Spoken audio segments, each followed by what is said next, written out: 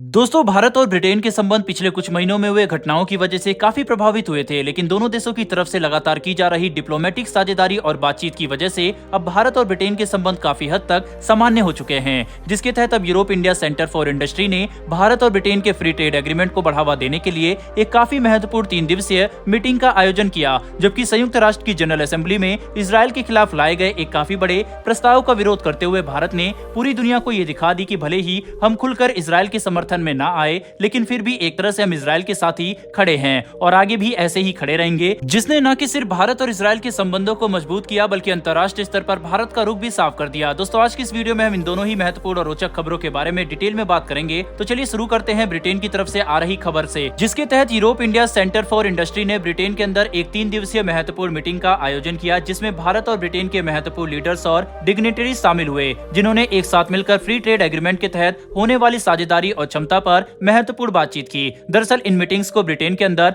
अलग अलग लोकेशन में कराया गया, जिसमें UK parliament, London chamber for commerce and industry, Brunel university और बर्मिंघम काउंसिल जैसे महत्वपूर्ण लोकेशन शामिल है, जहां पर भारत और ब्रिटेन की तरफ से आए लीडर्स और इंडस्ट्रियलिस्ट ने फ्री ट्रेड एग्रीमेंट पर बातचीत की ताकि इस एग्रीमेंट को तेजी से आगे बढ़ाया जा सके। Europe India centre for industry द्वारा कराए जाने वाले इस मीटिंग की सबसे खास बात तो यह है कि इनमें केवल एक सेक्टर के लोग ही शामिल नहीं थे, बल्कि इन मीटिंग्स में राजनीतिक, औद्योगिक, आर्थिक और सरकारी हर तरह के महत्वपूर्ण व्यक्ति शामिल हुए, ताकि भारत और ब्रिटेन के बीच होने वाली फ्री ट्रेड एग्रीमेंट की पूरी क्षमता और एक्सटेंट को सही तरह से डिस्कस किया जा सके, जिससे इस एग्रीमेंट की पूर्ण क्षमता का फायदा उठाया जा सकेगा। यानी कि ये बात तो साफ है कि भारत और ब्रिटेन के बीच में भले ही फ्री ट्रेड एग्रीमेंट की डेडलाइन 2 से 3 महीने पीछे चल रही हो, लेकिन फिर भी दोनों देश एक साथ मिलकर नई एक्टिविटीज में भाग ले रहे हैं ताकि इंडिया यूके एफटीए को जल्दी से जल्दी संभव बनाया जा सके, जिससे दोनों देश एक दूसरे की अर्थव्यवस्था और आर्थिक क्षमता का पूरा फायदा उठा सकेंगे, जो कि भारत और ब्रिटेन दोनों ही देशों की अर्थव्यवस्था के लिए काफी अच्छा होगा। हालांकि हम इस बात को नजरअंदाज नहीं कर सकते कि ब्रिटेन की मीडिया ने केवल कुछ ही घंटों पहले ही भारत पर यह आरोप लगाया था कि भारत यूक्रेन युद्ध के दौरान रूस की मदद कर रहा है, जिसके तहत हम रूस को ऐसे लेदर और उपकरणों की सप्लाई कर रहे हैं जिसका इस्तेमाल से रूस अपने सैनिकों की सप्लाई को बढ़ा पा रहा है, और इसका फायदा रूस को यूक्रेन युद्ध में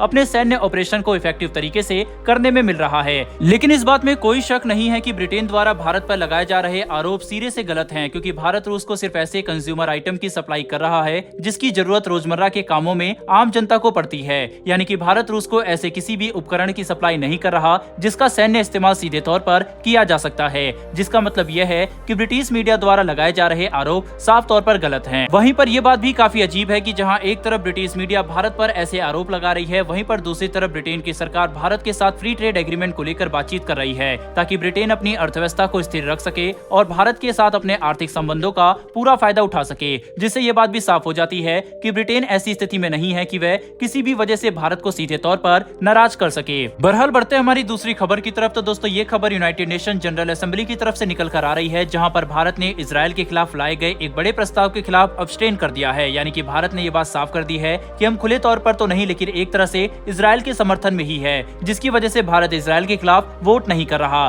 दरअसल यूनाइटेड नेशन जनरल असेंबली में ये प्रस्ताव इजराइल के खिलाफ लाया गया था, जिसके तहत इस प्रस्ताव में ये डिमांड की गई कि international court of justice Israel द्वारा हड़पे गए फिलिस्तीनी इलाकों पर अपना ओपिनियन दे और ये बात साफ कर दे कि इजराइल द्वारा की जाने वाली इस हरकत का क्या कानूनी नुकसान उन्हें भुगतना पड़ेगा, जिस पर वोटिंग के दौरान भारत ने साफ तौर पर अब्सटेन कर दिया। हालांकि इस ड्राफ्ट रेजोल्यूशन में कुल 166 देशों ने वोटिंग की, जिसमें 87 देश इस रेजोल्यूशन के समर्थन में थे, 26 देशों ने साफ तौर पर इसका विरोध किया और 53 देशों ने इस प्रस्ताव पर अब्सटेन यानी कि वोट करने से मना कर दिया, जिसमें भारत भी एक है। जिसका मतलब यह है कि भले ही ये प्रस्ताव पारित हो गया, लेकिन फिर भी भारत ने इजराइल को अपनी दोस्ती का प्रमाण दे दिया, जो कि मौजूदा वैश्विक समीकरणों में सबसे ज्यादा महत्वपूर्ण है। बहरहाल दोस्तों, इस वीडियो में इतना ही, लेकिन क्या आपके हिसाब से भारत को यहाँ पर इजराइल के समर्थन में वोट करना चाहिए था या फिर भारत ने अब्सटेन करके सही किया? अपनी राय कमेंट बॉक्स में लिखकर जरूर बताइएगा। साथ ही अगर आपको ये वीडियो और इन्फॉर्मेशन पसंद आई हो तो वीडियो को लाइक करके हमारी आने वाली डेली ऐसी वीडियो के लिए चैनल को सब्सक्राइब कर बेल नोटिफिकेशन को अवश्य दबा ले। फिर मिलेंगे ऐसी एक नई वीडियो के साथ। धन्यवाद। जय हिंद।